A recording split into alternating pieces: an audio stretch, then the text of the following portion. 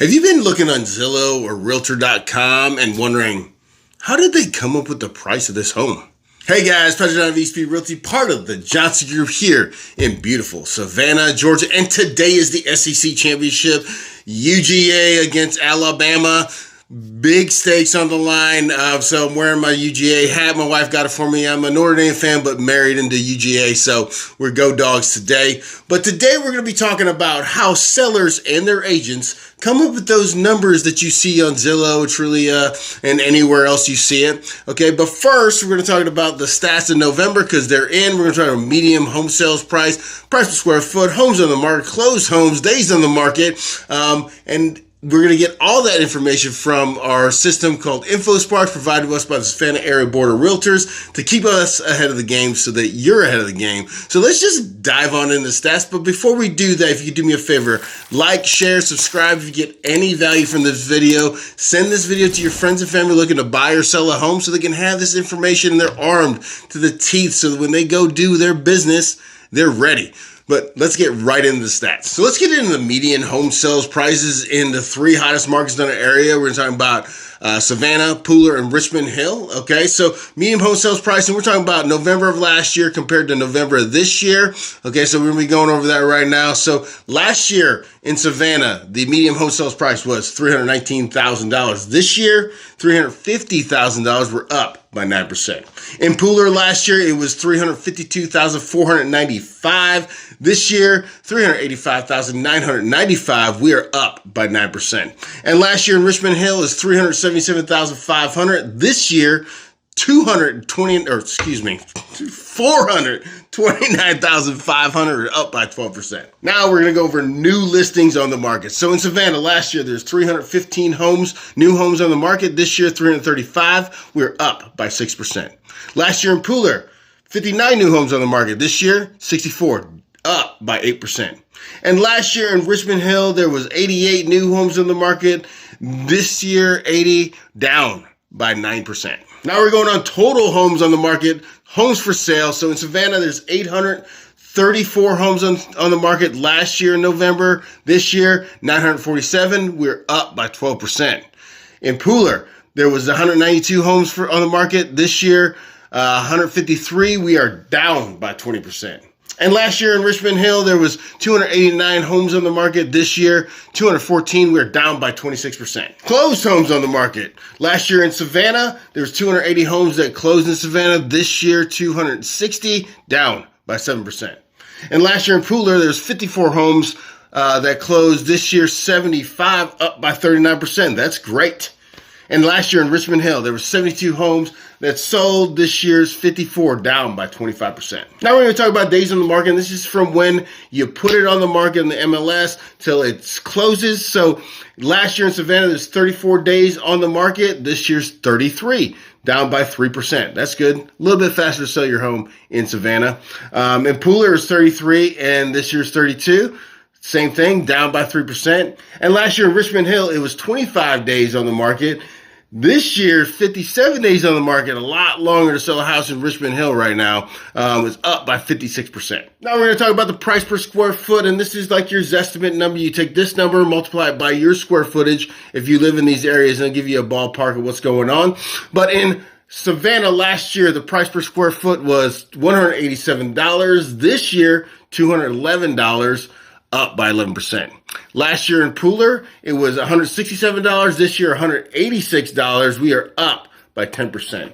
And last year in Richmond Hill, it was $168. This year, $186 on price per square foot, up by 10%. Now that we went over all those numbers, now I'm going to tell you how a seller and the listing agent comes up with the price of the home. And here's the reason why I'm doing this. A lot of times I see buyers don't really understand how the prices, can go up so fast in an area. They think that maybe the sellers are just pulling numbers out of the sky and putting it on there. So I'm going to kind of walk you through the process. I'm not going to go into great detail, but I'm going to go in enough detail so you can understand. So that if you're going out there looking to buy a home, you're armed with the proper information. So this is how the process goes. So a seller will call a listing agent, okay? So a seller calls listing agent and says, hey, look, I'm looking to sell my home. Can you come over and let me know what the value of my home is? Listing agents say sure. They set up an appointment, and before they hang up, they're going to ask a lot of pertinent information, like how many bedrooms, bath, square footage,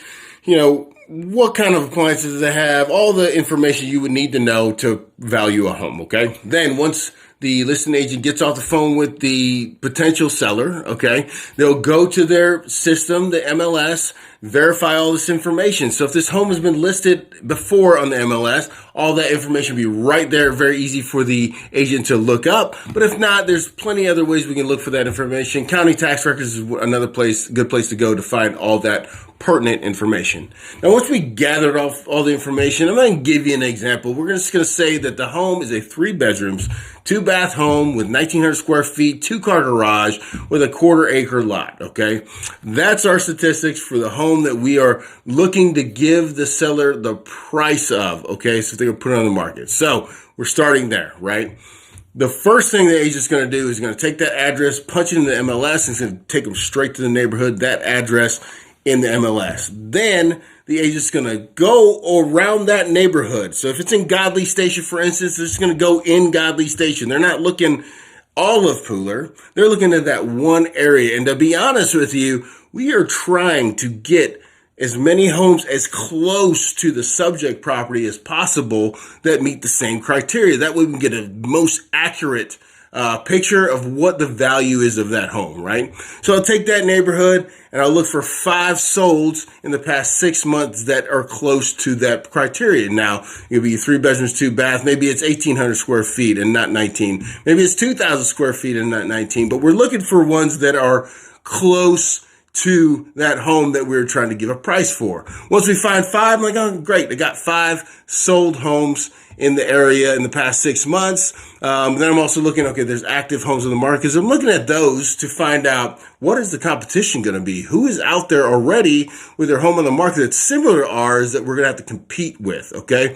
Then there's also active contingent and under contract properties that we'll look at just for kind of more understanding about the area, okay?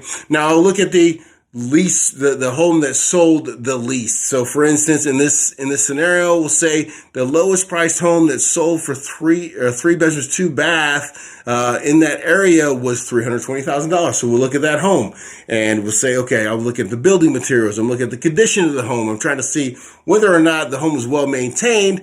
And if you look at it, it's like, okay, it's kind of dingy, older building supplies, not really high quality stuff. Sold for $320,000. Then we're looking at the one that's sold with the highest value, right? We'll just say in the scenario is $350,000. They have top of the line appliances. They have granite countertops. Everything's upgraded to the max, and they sold the home for $350,000. So now I've got my range.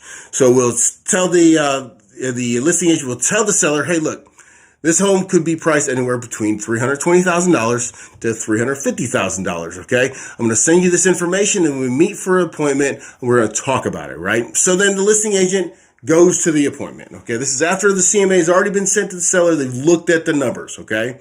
Now, as the listing agent gets there, the seller's going to walk them around the house. And during this time, the listing agent is going to ask more questions like, how old is the roof?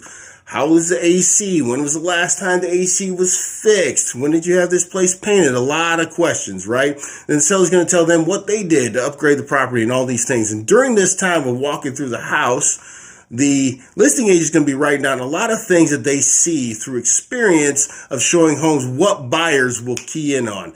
Obviously, if you have water stains on the ceiling, we're going to mark that down and be like, look, we need to take care of that. Is there a leak in the roof? What caused that and why is that still like that, okay?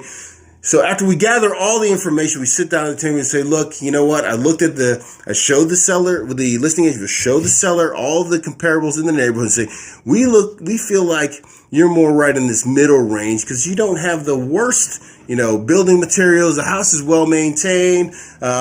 You got upgraded stuff. I think we could list your home at approximately $335, but if you do this, and this, all these little things that we checked off during the walkthrough, we could push your value up to $350. The good thing is about when you're working with a real estate agent, they have a lot of people that can handle a lot of those small nitnoid stuff pretty cheap, pretty quick to get your home on the market faster. And you may spend $2,000 to gain $15,000 in the sales price. So, the listing agent will give the seller the option. Okay. Now this is the time we find out what the disposition of the seller is. We don't know, at that point, whether they got to move fast or they've got time. So this would be the time to say, so what do you want to do? The seller would be like, you know what?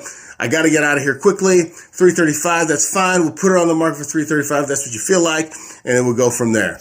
Or they may go, look, I want to go at 350. So how about we do fix all those things? We make sure everything's correct so we can get top dollar. Okay. So, there's a lot of factors that go into this, from the age of the homes and how they compare and on the yard size, fenced in yard, all these different things that are wrapped up in getting the price of the home. So when they list a property, it's typically either at the higher end of the value, but not outside of the value of the home, or it's below market value to try to sell the home quickly. Very, very rarely are they pricing their homes $50,000 more than what the agent suggested to them, because if I have a seller that tells me, and I'm the listing agent at the time, it's like, look, I see what you're saying, but I want to list it for $400,000. Okay. So as a listing agent, I'll be like, well, none of the other homes in this area are selling for that. What makes you think that yours is worth that much more? And they can tell you whatever they want,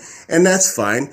At this point, if the listing agent cannot talk the seller down to the market value, then they're going to explain to them, hey, this is what could happen. We put it on the market for $400,000. This is probably not going to sell. Typically, if it's to that point where they want to be that far outside of the range, a listing agent will be like, you know what? I don't think I can help you. We're not going to be on the same page. You might want to try to list with somebody else, because we know if it's $50,000 overpriced, that it's going to sit on the market forever. It may never sell. So listing agents are very diligent with how they come up with these prices. So the reason why I'm telling you this is that when I go out with buyers, so say I'm a buyer's agent, right? We go out to go look at homes, and I see somebody, and we go look at this home, and it's priced at $350. They did all the stuff, right? And the buyers go, I love this home. This is the one I want. All right. As a buyer's agent now, okay, I'm going back to my place and I'm doing the CMA, the same thing that the listing agent did. And by the way, the same thing that the appraiser is going to do when it comes to the loan process. Okay. And I'm telling my buyers, hey, look, the house is priced appropriately. It looks like it's worth $350,000. What do you want to do? Now, oftentimes, a lot of times, you'll have buyers that will listen to the real estate agent and everything's good, and they'll offer maybe $10,000 less because they want to negotiate, and so they say $340, and then the negotiations happen, right?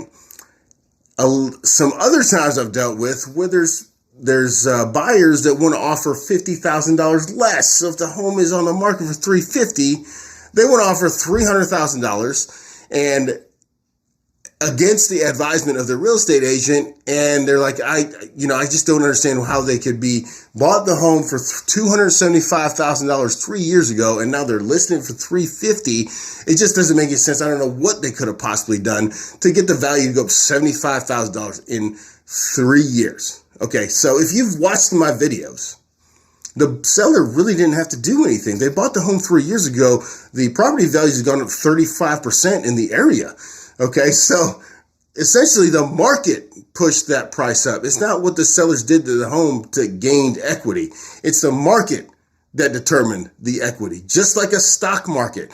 Houses are like stock market. If there's high demand for low supply items, then prices go up. If there's low demand for a high supply of items, then prices come down. It's simple economics. So if you're going out there to bid on a home, right, I suggest you listen to your real estate agent, because they know the numbers of the market and they're not going to steer you wrong. And if it's outside of your budget, then that's not the home for you.